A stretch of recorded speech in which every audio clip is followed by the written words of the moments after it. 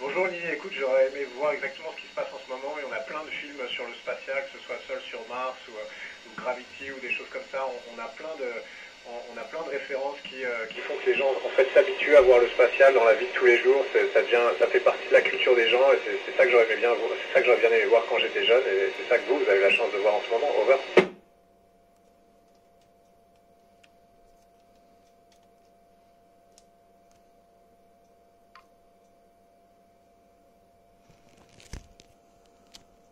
Bonjour Hector, il n'est pas plus difficile pour les femmes, c'est juste qu'il a été, comme beaucoup de métiers, malheureusement un peu trop enlevé pour les hommes au début. On s'est dit de toute façon ce sera que des garçons, donc on n'a pas pris la peine de faire en sorte que ce soit un peu plus inclusif. Par exemple, les combinaisons spatiales, elles sont en taille plutôt grande, il n'y a pas vraiment de taille petite qui ont été prévues, alors c'est pas du tout plus difficile, c'est juste que ça n'a pas été fait. Pareil pour les toilettes, tu sais, les interfaces sont un peu plus adaptées à l'anatomie des garçons qu'à l'anatomie des filles. Voilà, je pense aussi qu'il n'y a pas beaucoup de rôle modèles, comme on dit. Les petites filles qui grandissent, malheureusement, n'ont pas beaucoup de modèles qui sont astronautes. On peut citer beaucoup de garçons, mais pas beaucoup de filles. Et je pense qu'il faut amorcer la pompe et quand on aura des modèles filles femmes auxquelles les petites filles pourront s'identifier, ben, on arrivera à la parité là, comme dans beaucoup d'autres domaines.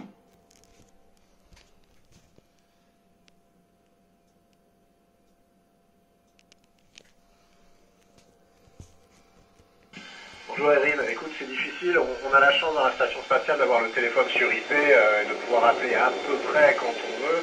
Évidemment, c'est pas aussi simple que sur Terre, mais c'est quand même plus simple qu'avant. Par exemple, dans la station Mir, tu sais, où on partait pour 6 mois, il y avait presque aucun contact. C'est pas comme si on pouvait envoyer des lettres. Nous, on a des emails, on a le téléphone sur IP, donc on arrive à se parler régulièrement. C'est quand même difficile, c'est une des choses les plus difficiles clairement pour une mission de 6 mois, mais heureusement, bah, écoute, nos proches sont là pour nous et nous, on essaie d'être là pour eux et puis on a hâte de se retrouver après la mission. Over.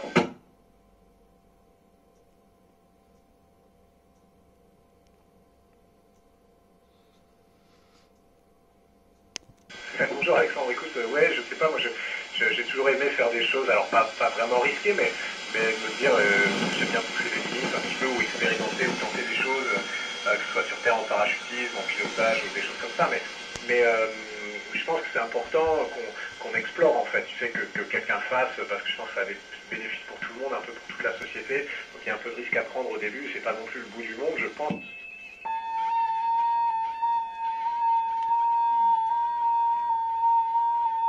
La résultat sur la santé est minime et surtout que ça vaut la peine de le faire, c'est pour ça. Over.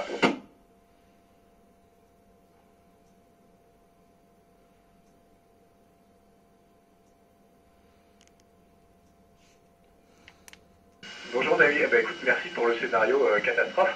Euh, non, écoute, c'est plus ou moins prévu. C'est vrai que si tout disparaissait sur Terre, ça deviendrait un petit peu compliqué pour nous de rentrer, ne serait-ce que pour savoir à peu près quelle météo on va trouver. Tu sais qu'on se pose dans l'eau avec la capsule Dragon de SpaceX, donc évidemment on n'a pas envie de se poser au milieu d'un ouragan ou d'une tempête.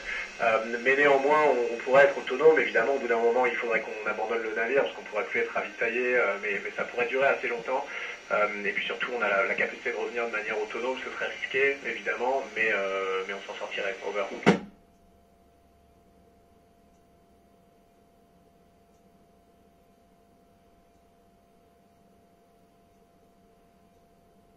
Bonjour Antonio, alors oui, c'est vrai, c'est pas exactement des flashs bleus, on peut voir des petites, en fait comme des traînées, oui, bleues ou blanches, et en fait c'est quand tu as une particule un peu lourde, un ion positif qui arrive bah, du fond de l'espace, qui est créé par, on ne sait pas pourquoi, une supernova, un soleil très très loin, qui nous arrive, qui traverse le globe oculaire, ça arrive régulièrement, c'est pas spécialement dangereux, c'est un tout petit peu impressionnant. On voit une fois de temps en temps, on le voit pas non plus extrêmement souvent, et puis au bout d'un moment, on s'habitue.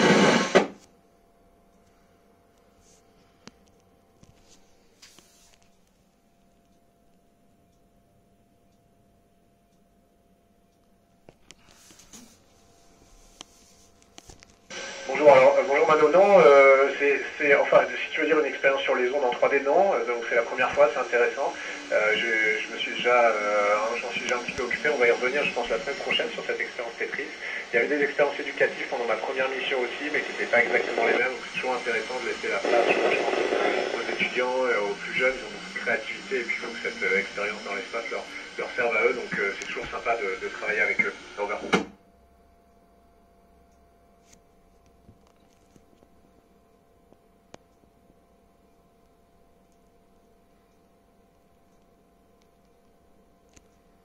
Bonjour Esther, eh bien, écoute, comme je le disais tout à l'heure, on essaie d'être un peu exemplaire, un peu représentatif, un peu inclusif, donc il y a évidemment plein de places dans les agences spatiales et dans les entreprises, tu sais, pour les gens qui sont malentendants ou malvoyants ou des choses comme ça, on essaie vraiment de leur laisser la place qui leur est due. Et puis, tu sais, même à l'agence spatiale, on a un projet qui essaye d'étudier ce que ça prendrait d'envoyer quelqu'un qui a un handicap quelconque, hein, qui soit sur les membres, de la vision, oui, d'envoyer quelqu'un comme ça dans l'espace. Alors je ne dis pas que demain il y aura un astronaute malentendant ou malvoyant, mais du moins on essaie vraiment de regarder ce que ça pourrait impliquer pour les systèmes, et puis encore une fois d'essayer d'avoir des systèmes qui peuvent inclure tout le monde et pas seulement les gens qui sont...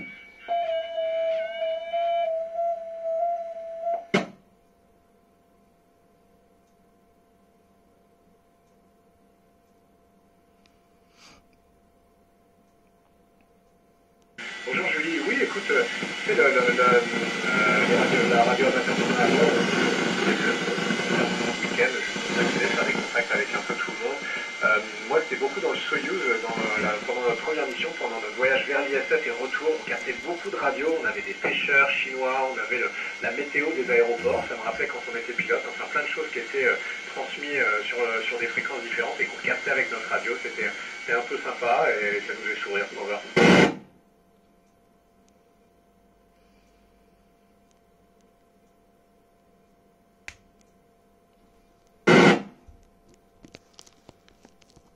Bonjour Thomas, oui c'est clair que c'est compliqué, moi j'ai pas d'enfant donc c'est un peu plus simple, mais quand on a une famille, écoute, on disparaît pendant 6 mois, c'est difficile, et puis parfois c'est de revenir parce que tu sais la vie continue quand t'es pas là, tout le monde se débrouille sans toi, quand tu reviens tu te rends compte que c'est aussi indispensable que ça, donc il faut retrouver ça, c'est sûr que c'est pas idéal dans la famille, mais encore une fois moi je pense que ça vaut le coup de le faire et c'est des sacrifices qu'on est tous prêts à faire.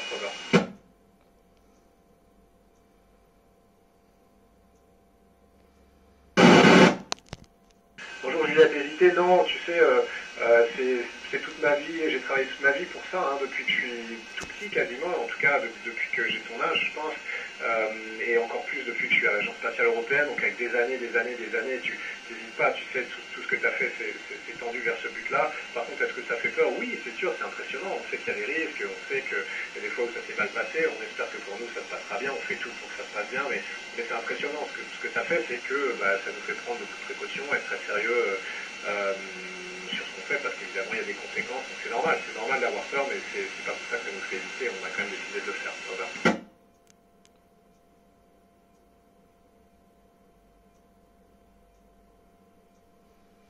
Bonjour Mathis, écoute, on le vit bien, mais on est beaucoup aidé, tu sais, on n'est pas tout seul dans cette aventure, il y a plein de gens sur Terre qui nous aident, hein. Il y a des milliers de personnes qui travaillent dans le programme spatial et qui essaient de faire en sorte que ça se passe bien pour nous, donc c'est quand même vraiment un sport d'équipe. Mais après, on n'est pas aussi très loin, on est à 400 km, c'est 400 km en altitude, c'est impressionnant, mais c'est quand même pas très loin. Quand on ira vers la Lune ou vers Mars, nous aujourd'hui on peut revenir en quelques heures, hein, sur Terre. Quand on ira vers la Lune, ce sera à quelques jours, et quand on ira vers Mars, ce sera à quelques mois. Donc tu sais, si tu as un problème et que ta premier espoir de retour c'est dans quelques mois, ça va être compliqué.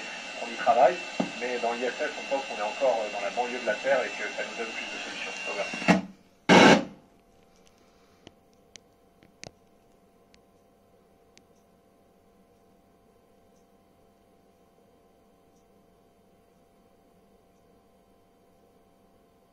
Bonjour Léonie, tu sais, oui on a des satellites qui regardent ça sur le plan long, il faut quand même regarder sur plusieurs années. Moi je sais qu'en 4 ans, je vois à peu près une différence, mais c'est difficile de conclure scientifiquement. Il faudra vraiment avoir la même photo tous les jours pour savoir quand elle est en train de conclure.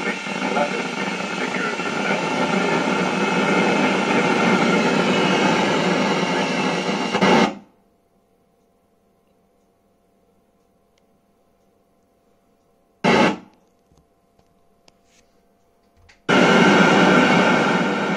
ouais, merci à tous, bonne chance dans vos études.